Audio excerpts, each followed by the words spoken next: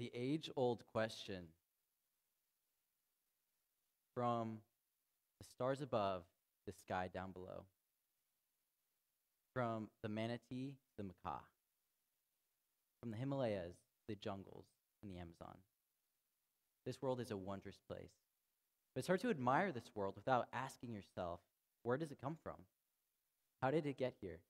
And not only is this a fascinating question, but it's a question that really matters too. You see, where the world came from has everything to do with where we came from. Where we came from has everything to do with who we are. And who we are has a lot to do with what life is about, how it ought to be lived, and where we're going. And those are questions that matter to each of us. So we're going to go through a lot of material today. We're going to have some fun, but we are going to go through a lot. So if you don't understand something, it's okay. Just keep going, have some fun, get the big picture, and then we'll come back for some Q&A afterward. But that's where we're going to start. Where did the world come from? What best explains it? And what kind of world are we living in? And how does that inform our lives? Now, the atheist professor of zoology, Richard Dawkins, once said that a world with a God would look very different from a world without a God. He claimed that the scientific way of thinking is an accurate way of thinking when trying to figure out if we live in this kind of world with a God or that kind of world without a God. And I think he makes a good point. A world created by the greatest conceivable mind should look very different from a world that is some sort of freak accident, coming into existence by itself and being formed and molded by merely naturalistic processes. That's what we're going to be talking about today. What kind of world are we living in? So let's jump in, and let's start at the beginning. So we're talking about the beginning of the universe. This is actually something over the past century many have come to conclude actually happened, that the universe had a beginning. And prior to that, many scientists and philosophers thought the universe was past eternal. It was until the past century when science confirmed what Christians had believed for thousands of years. The universe had a beginning. As explained by cosmologist Alexander Vilenkin, all the evidence we have says that the universe had a beginning. Or as explained by astrophysicist Stephen Hawking, almost everyone now believes that the universe and time itself had a beginning. There are many fascinating discoveries pointing to this beginning to the universe. I'm going to give you 4. First, the universe is expanding. This was discovered by Edwin Hubble. He found that there's a stretching of the light. It's turning red as we look out to the edges of the universe, pointing that it is stretching out, and that's why the light is changing. Now, if space is stretching with time, as we wind the clock back, we find that the universe is getting smaller. Now, it can only come back so far, reaching an initial point. It can't go any further back than that. So that's one reason that many scientists think the universe had a beginning. Next, the radiation after. This was discovered by Penzias and Wilson. This is basically the resulting radiation and heat as a result of a cosmic beginning, which explains why it exists everywhere in the universe. Third, the second law of thermodynamics. This states that energy is going from an ordered state to a disordered state within this closed system. Basically, we're running out of usable energy. Now, if you're running out of something, that indicates that it's a limited supply. Something can't be running out forever. If the universe was past eternal, we would have run out by now, but we haven't. So the fact that we are running out of usable energy indicates there was a limited supply, and so we can only go back so far in the past. Now you might ask, does this contradict the first law of thermodynamics, which states that energy is never created or destroyed in a closed system? Doesn't running out of energy kind of pose a problem for that? You see, we're not running out of energy per se, we're running out of usable energy. The second law states that energy becomes more entropic. So take a look at this illustration. It's not that we're running out of energy, but that it's becoming more disordered over time. That's what the negative symbols mean. So from time 1 to time 2 to time 3, you see we're running out of usable energy. It's becoming unusable, disordered. So the limited supply is that of usable energy. The universe is becoming entropic, and therefore it can't be running out forever. There must be a limited amount that had a beginning in the past. That's the third reason that scientists are concluding the universe had a beginning. And lastly, Einstein's theory of general relativity. Now, ironically, Einstein didn't want there to be a beginning of the universe. He didn't like the implications of what that would mean. So that's why he famously introduced his fudge factor, trying to divide by 0. Now, if you know math, you know you do not divide by 0. The great Einstein tried because he did not want there to be a beginning. But eventually his friends, such as Edwin Hubble, convinced him that the universe must have a beginning. And that's when he came up with his famous theory of general relativity, which states that time, space, and matter are correlative. You can't have one without the others, and therefore, all three must have arisen together. and this theory is verified to the 5th decimal point. So we see that these are 4 reasons why scientists are concluding that the universe had a beginning. Now, if these things had a beginning, space, time, matter, and energy, then where did they come from? That's what we know as our world. That's the arena of nature. So what existed? Well, if you think that's all the world is, then you have to say that the universe came from nothing. No space, no time, no matter, no energy. Nothing. Now, when I try to imagine nothing, I might put myself out somewhere simpler, maybe out in space. And then I'm just going to start trying to delete something until I get to nothing. So I'll start by deleting the stars and the planets. Then maybe I'll delete the galaxies. Have I reached nothing yet? No, you see, that's empty space. Just as in reality, that's an empty slide. But that's not nothing. When scientists are talking about literally nothing existing, they mean no space, no time, no matter, no energy. No empty space. Nothing, literally nothing. But how can that create something, much less everything? As explained by philosopher William Lane Craig, to claim that something came into being from nothing is worse than magic. When a magician pulls a rabbit out of the hat, at least you've got a magician, not to mention the hat. We know that everything that comes to exist, that has a beginning, needs a cause. This is the law of causality. For every effect, there's a cause. The universe had a beginning. Therefore, it needs a cause beyond the universe. So how do we figure out what that cause was? We can deduce backwards based on what was created, because whatever created it can't itself be part of the creation. What's that look like? Well, we said that space, time, matter, and energy were created. Therefore, whatever created it must be spaceless, because it created space. So it can itself be composed of space. It must be timeless, because it created time. Can itself be restrained by time? Created matter, so it must be immaterial. It created matter, so it itself cannot be created of matter. And it also must be powerful in order to create the energy. We saw the radiation afterglow, the universe expanding. This is an incredibly powerful event, and therefore, this cause must be powerful. What else? This cause must be supernatural. Now, bear with me for a second. You might think this is a stretch. We said that space, time, matter, and energy are the arena of nature. This is the natural world. So we can deduce that whatever created the natural world is not itself a part of the natural world. It exists somewhere beyond the natural world. And we have a word for that, supernatural, supernatural. I don't mean that necessarily in a weird way yet. I'm just saying it exists beyond the natural world. It's not itself a part of this world that was created. So it exists somewhere out there beyond us. So this cause must be supernatural. It must itself be a part of something that's not this world. It must be changeless. Because it exists timelessly, it cannot be changed in its essence. It exists changelessly. Now, because it exists changelessly, it must also be fully actualized. What does that even mean? Because it's powerful enough to create the universe and exists changelessly in essence, that means it's always been powerful enough to create the universe. It didn't change to become powerful enough to create the universe. And this is what brings us to the last point. This cause must also be a personal free agent. Now, why? Because this cause has always been powerful enough to create the universe, then you'd expect the universe, the effect, to always be there as well. It works like this with the law of causality. When the cause is present and prepared, the effect is also there just as long. For example, when water freezes, the cause is that you have water, but the temperature is dropped below 32 degrees Fahrenheit. As soon as the cause is present and prepared, you have the temperature in the water, the effect is going to be there too. Now, the thing about the universe is that the cause has always been present and prepared, so you'd expect the effect to always be there as well. It's like if the temperature's always been below 32 degrees Fahrenheit, you'd always expect to have ice from eternity past. But we have good reason to believe that the universe had a beginning. So even though this cause is fully actualized, it's always been powerful enough to create the universe, it did it at a precise moment. It went from a state of non-creation to a state of creation. In order for it to not be subject to the circumstances that it has to do it just because it's ready, it must be an agent. That just means it's free from its circumstances to make a choice to go from non-creating to creating. And only persons have choices, so this cause must be a personal, free agent.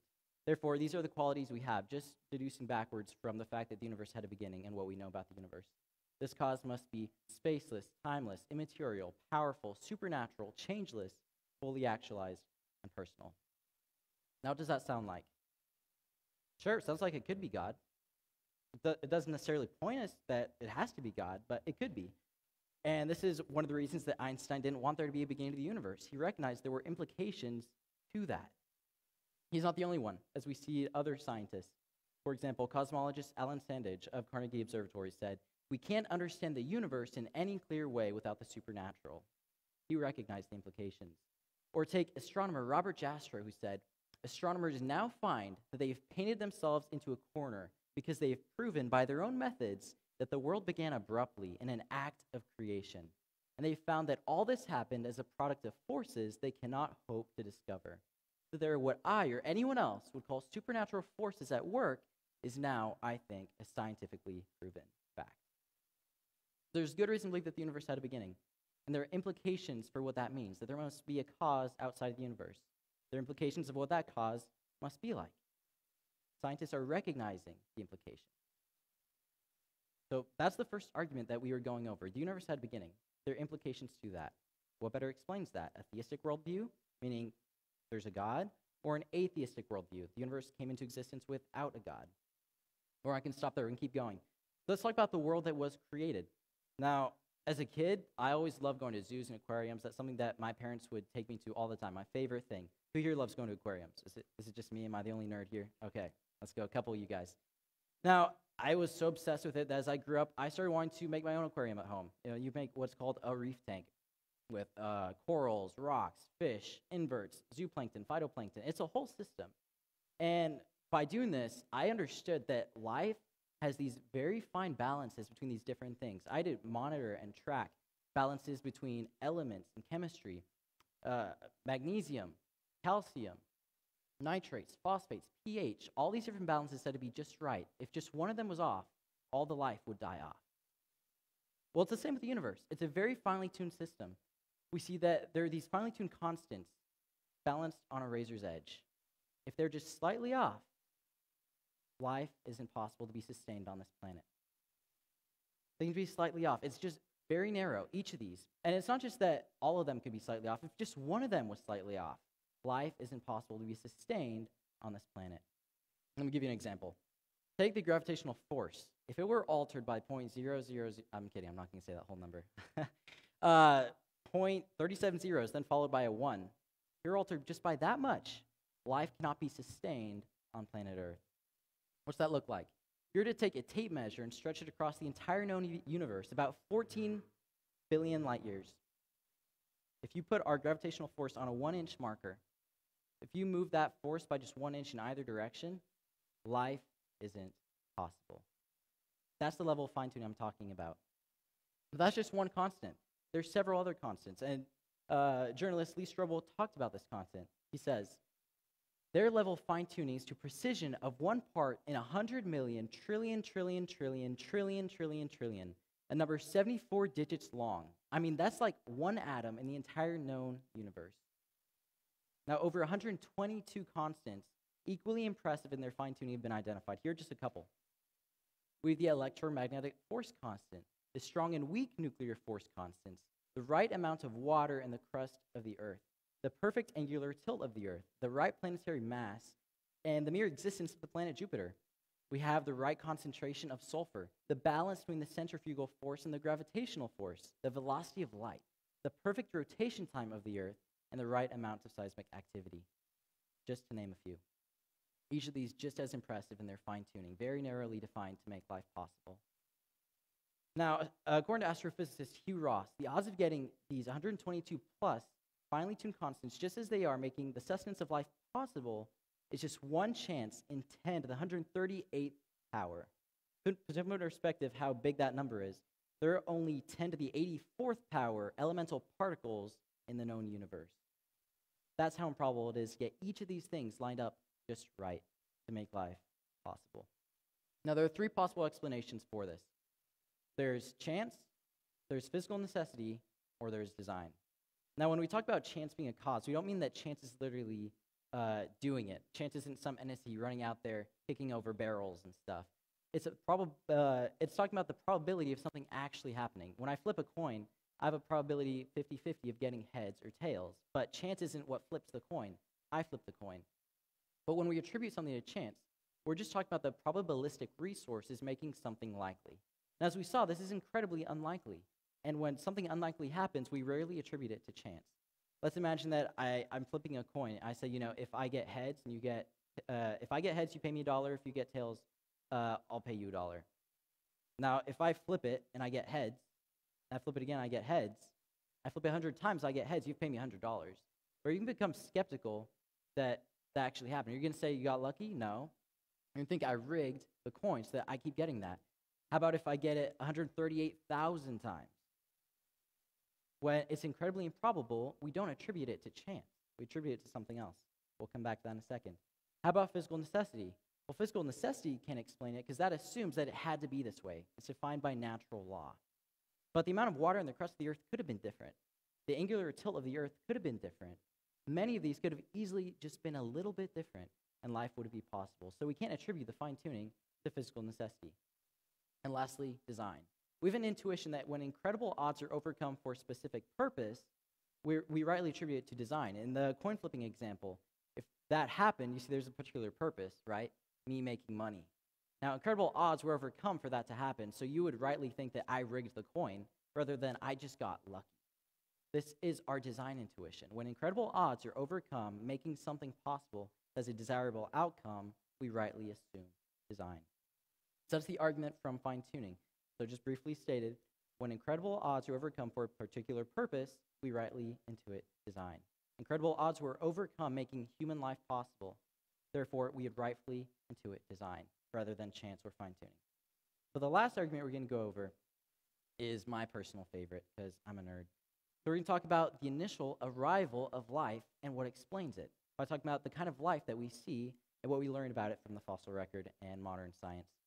So following what we've seen so far, the universe had a beginning. There are implications there's a cause beyond the universe. The kind of universe that was created is very finely tuned for life to exist. Okay, that also has implications. But if there truly is this purpose, we should continue to see this continuing into the arrival of life. Now, what do we find? What kind of world are we living in? Well, you might say that if life arose in the absence of intelligence as merely the product of natural processes, we'd expect it to arrive somewhat slowly and start simply. I think we all know that nature doesn't create complexity very quickly. It happens over a long period of time as is standard materialistic, naturalistic, and evolutionary theories. But if life arose as the product of intelligence, we'd expect a more deliberate act of creation. And in this case, we'd find complexity rising quite rapidly and explosively on the scene. That's what intelligence does. That's the mark of intelligence. Complexity arising spontaneously as a deliberate act of creation. These are very different scenarios. What do we actually find in the fossil record?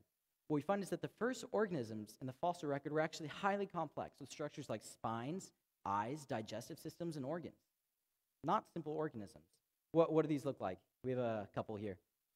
Meet my friends, Opabinia, Amarella splendens, Anomelocaris, and Hallucigenia sparsa. Say that last one with me. Hallucigenia sparsa. These guys are cute. I want one. Are these simple life forms? No, you can see complex structures. You see eyes, you see limbs, you see spines. There are digestive systems inside these. These are not simple life forms. But the problem gets even worse. You see, they rise quite rapidly on the scene. It's been calculated that if life on planet Earth were divided into a 24-hour clock, the history of life on Earth, we'd find 20 of the 26 major animal types arising in just 1 minute of that 24-hour clock. In other words, it's just saying that a great diversity arises on the scene very rapidly in the history of life on planet Earth.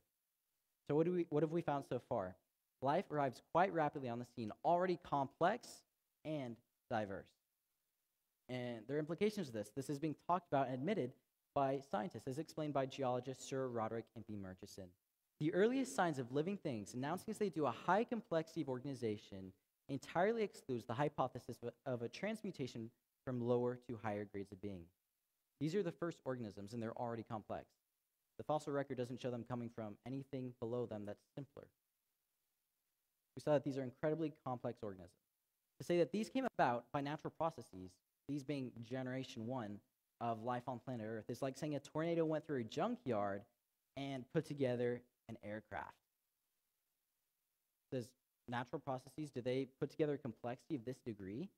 But it's actually worse than that. It's like saying a tornado went through a junkyard and created an airplane, a tank, a muscle car, a motorcycle, and a helicopter, because we have diversity from the start. Are natural processes capable of that? Now, you might say, if this is the case, then how do people assume that life is the product of natural processes? Why is that even taken seriously? Why is it so mainstream? Well, a lot of it has to do with presuppositions and worldview that gets taken into the discussion.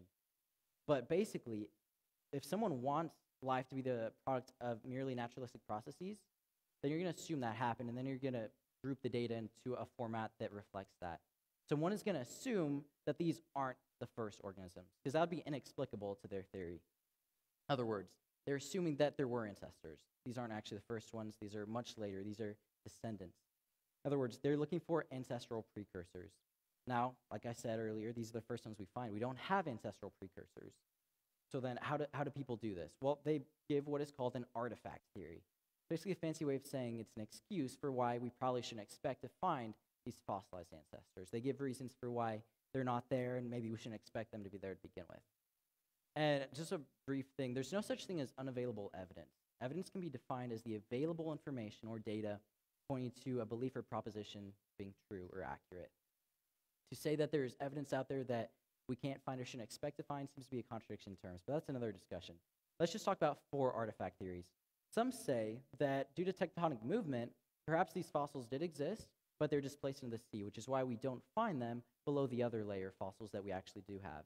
But after decades of drilling in the sea and looking for them, we still haven't found any, so many are doubting this theory. Next, some say that perhaps these ancestors were too small to be fossilized.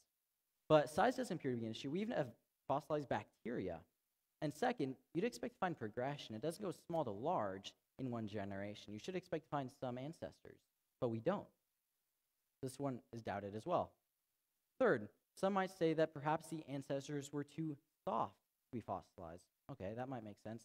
Actually, it doesn't. We even have fossilized algae. Further, it turns out that 95% of our fossilized specimens actually are soft-bodied or at least thin-skeleton. So softness doesn't appear to be an issue for fossilization. And lastly, you'd expect to find progression once again. It doesn't go soft to hard in one generation. You'd expect to find some fossilized organisms with some hard body parts, but we don't. And lastly, some say that perhaps the sedimentation of the area was actually not ideal for fossil preservation. This is one of the main ones held to. But actually, geologists have determined that the sedimentation of the area was even more ideal for fossil preservation. What does that mean? We should expect to find even more fossilized organisms of this era than of the descendants we do have. What do we find? It's just the opposite. We don't find any. You expect to find more than what we have, but we don't find any. So this one is doubted as well. So because these theories don't hold up, there's no reason to think that these fossilized organisms existed. And if that's the case, then these organisms we saw a minute ago truly are generation 1 of what we find in the fossil record of life on planet Earth. And this is a problem that's been run into that's admitted by many paleontologists, as explained by Niles Eldredge. When we do see the introduction of evolutionary novelty, it usually shows up with a bang, and often with no firm evidence the fossils did not evolve elsewhere. Evolution cannot forever be going on somewhere else. Yet that's how the fossil record has struck many a forlorn paleontologist, looking to learn something about evolution. So what is the picture of life that we find? Well, take a look at this. This is an oversimplified version of a tree of life. You see here, in the branches you find fossilized organisms that we do find, diversification happening within those major types. But where they allegedly combine, we have what is called the missing link. Now, based on what we saw, there's probably good reason to think that those links didn't exist. If they did, we expect to find them, and in even greater numbers in the fossils than what we do have of the alleged descendants. But what happens if we just hold on to what we do have? What's the picture of life's history that we do find?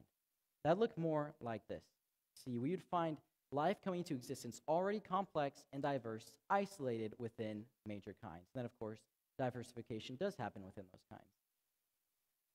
That's the picture we get. Life arrives complex and diverse on the scene quite rapidly. But what would it take for life to all be connected? I think this is an important question because the science that's been done because of this question actually reveals the kind of life that we have on planet Earth. It reveals the complexity in the systems and structures and information within life. That's what we're asking next. What does it take to make a new animal?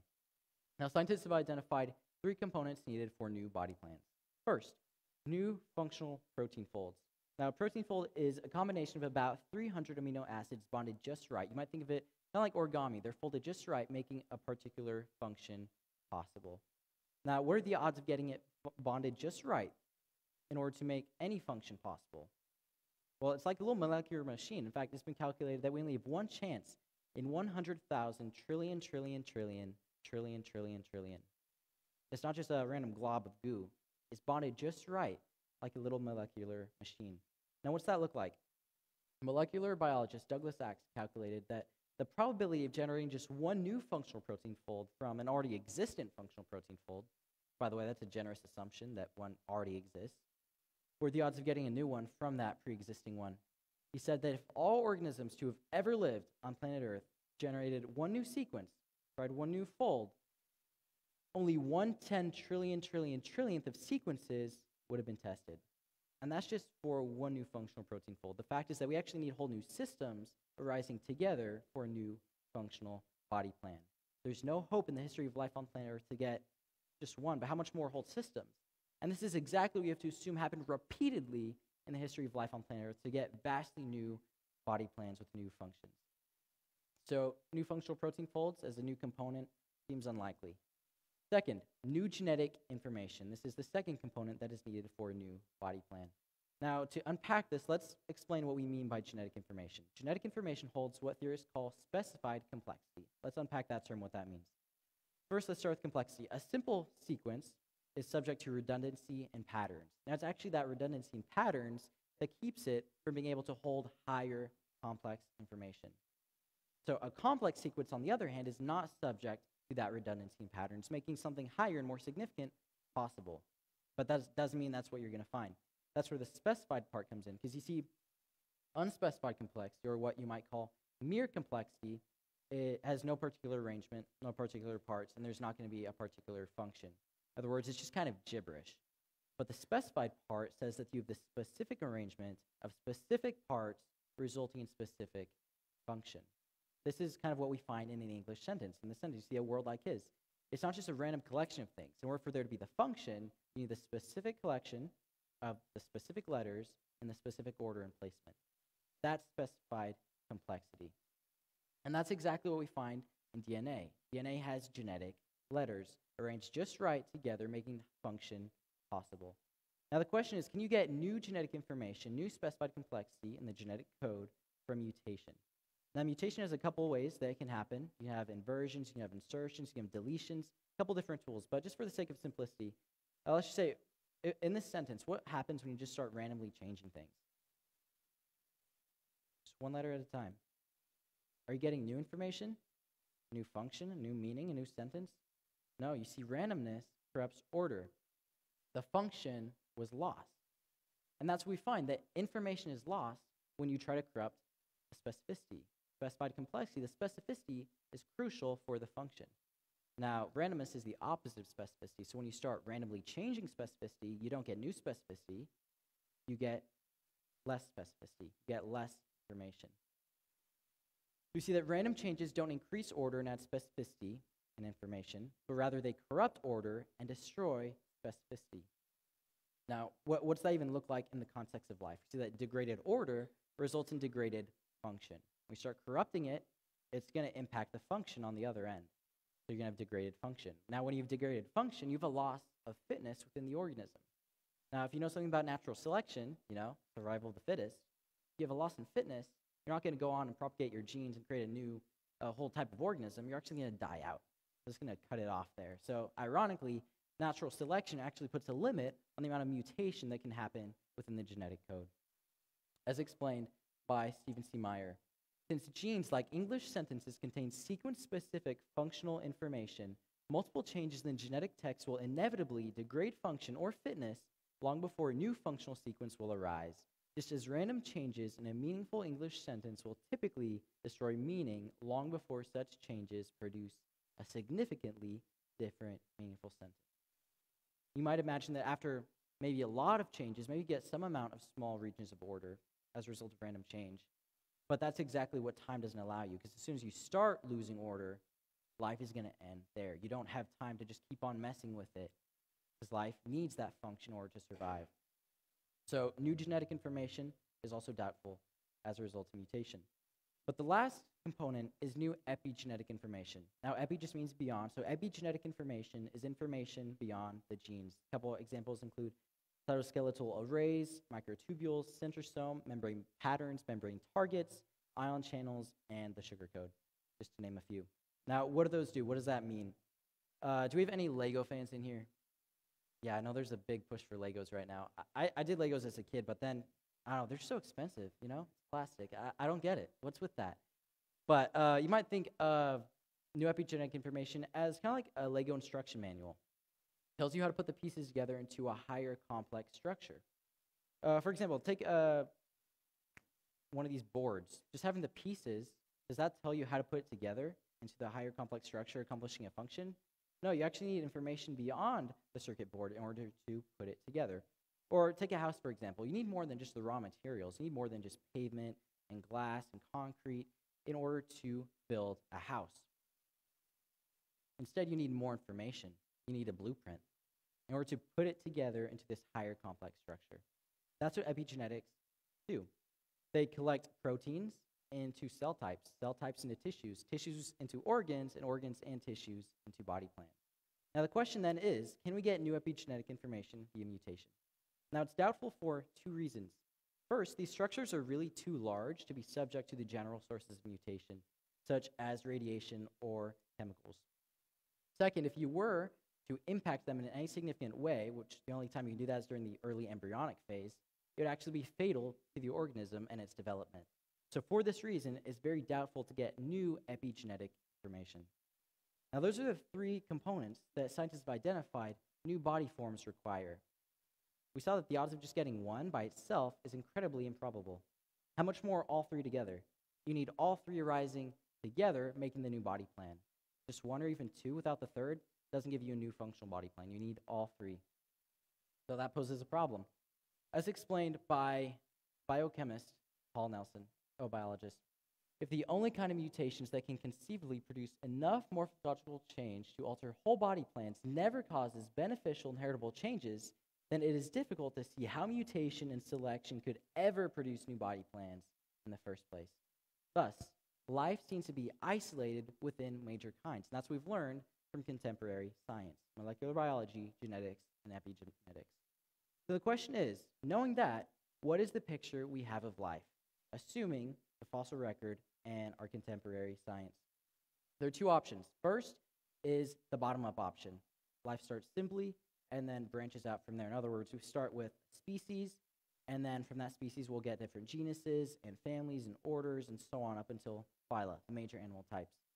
The second picture is a top-down picture where you have major types from the start. In other words, you start with different phylas already in place, and then those phylas diversify within themselves: genuses, families, orders, classes, and ultimately classes, orders, families, genuses, and ultimately species. Now those are two very different pictures. What do we find in the fossil record? We find, as explained by biochemist Roger Lewin, who was highlighted in the journal Science, several possible patterns exist for the establishment of higher taxa, the two most obvious of which are the bottom-up and the top-down approaches. In the first, evolutionary novelties emerge bit by bit. The Cambrian explosion appears to conform to the second pattern, the top-down effect. Or as explained by paleontologists Douglas Irwin, James Valentine, and Jack Sapkowski, the fossil record suggests that the major pulse of diversification of phyla occurs before that of classes, classes before that of orders, orders before that of families, and so on. The higher taxa do not seem to have diverged through an accumulation of lower taxa. As explained by paleontologist Richard Fortey, the beginning of the Cambria saw the sudden appearance in the fossil record of almost all main types of animals, phyla, that still dominate the biota today. And lastly, as Charles Darwin himself admits, the abrupt manner in which whole groups of species suddenly appear in certain formations has been urged by several paleontologists, for instance by Agassiz, Pictet, and Sedgwick, as a fatal objection to the belief in the transmutation of species. If numerous species belong to the same genera or families have really started into life all at once, the fact would be fatal to the theory of descent with slow modification through natural processes. This is a major problem to the one who holds the belief that life arises by merely naturalistic processes. So as I kind of wrap up and lead us to the conclusions, what have we found so far in this argument? So here's some problems that we found with the neo-Darwinian view of life. First, the sudden appearance of complex life forms. The absence of ancestral fossils. Completely new forms and body plans. Isolation of those body plans. And lastly, major difference from the start. That's the picture of life that we found.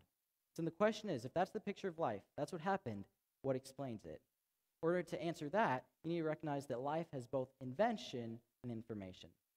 Now, what do I mean by invention? I mean the specific arrangement of specific parts into higher complex structures resulting in a function. Now, you might look at a pile of sand. That's not going to be what we understand as invention. You can cut it in half, still have a pile of sand. Nothing really happened, right? No particular arrangement, no particular parts, no particular function. A circuit board, on the other hand, if you cut that in half, it's no longer full.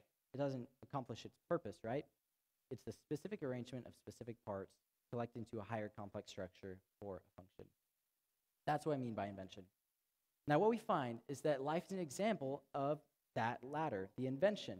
If components for body plans are not present or assembled properly, the invention is not functional.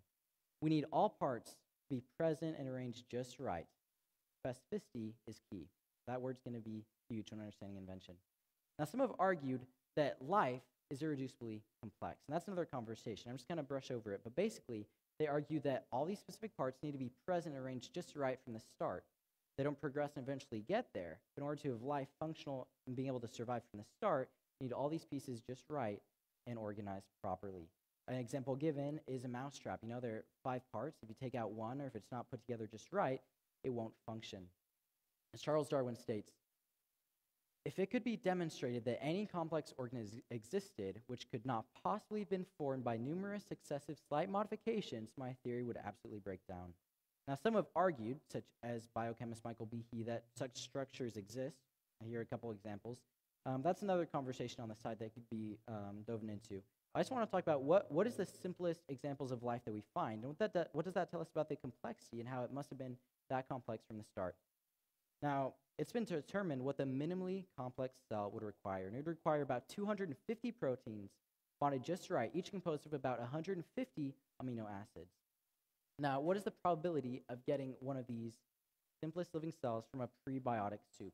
It's been calculated to be just one chance in 10 to the 41,000th power. What does that look like? According to molecular biologists, if all the events in history were devoted to simply trying to throw stuff together and result in this simplest cell, we would have only 1 out of a trillion chances. And that's just to have a 50% chance. That's not even to have a good chance at getting it. For the simplest living cell, even in the history of the universe itself, seems unlikely. There's simply no such thing as simple life. See, we can only assume that life arose in the absence of intelligence when we assume it's simple. What we find is that there's no such thing as simple life. Even the simplest cell by itself is not simple. It's an example of stunning invention. As explained by biochemist Michael Denton, the complexity of the simplest known type of cell is so great that it is impossible to accept that such an object could have been thrown together suddenly by some kind of freakish, vastly improbable event.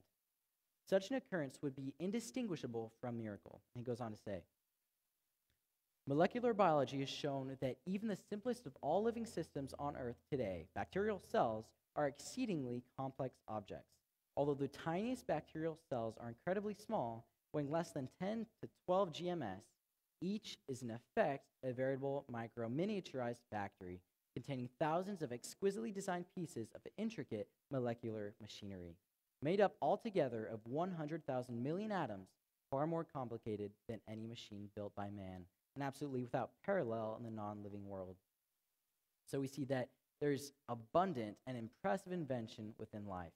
But let's wrap up talking about information. According to Professor of Zoology at Oxford University, an atheist himself, he said that life, even at its simplest, the simplest cell contains the equivalent amount of information, specified complexity, which we talked about earlier, as 30 complete sets of the Encyclopedia Britannica.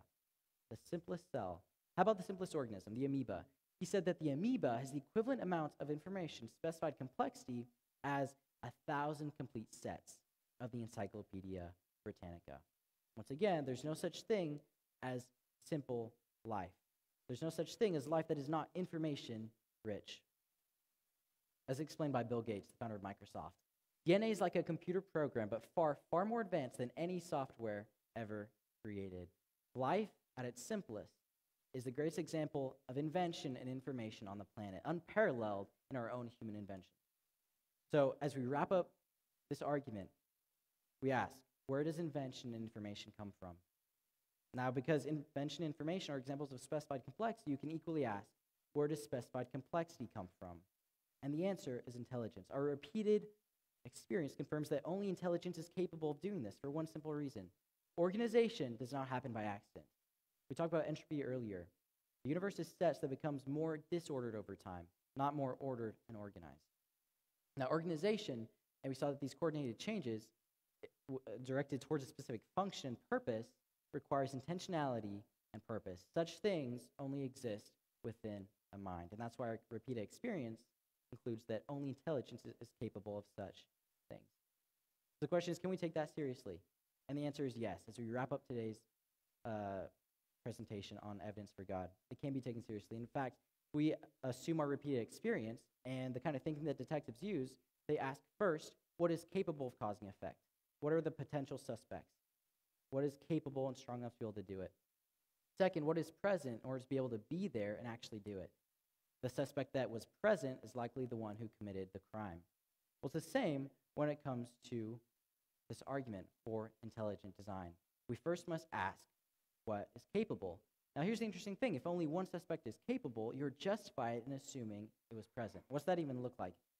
We see that if we are exploring Mars, let's imagine that we happen across a drone or some type of machinery. What are we going to conclude?